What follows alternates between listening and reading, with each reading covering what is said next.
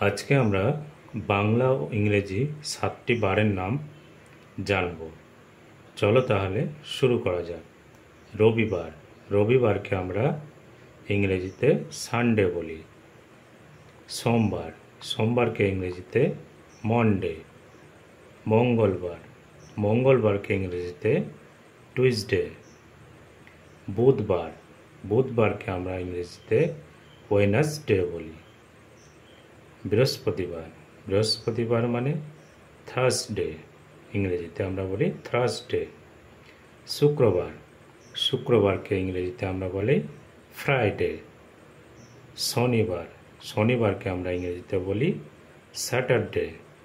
আজকে আমরা পড়লাম বাংলা ও ইংরেজি 7টি বারের নাম। আমাদের এক সপ্তাহ মানে 7 দিন।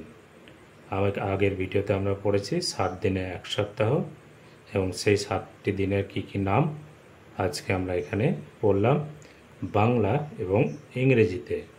পরবর্তী নতুন নতুন ভিডিও পেতে অবশ্যই চ্যানেলটিকে সাবস্ক্রাইব করো। দেখা হচ্ছে পরের ভিডিওতে।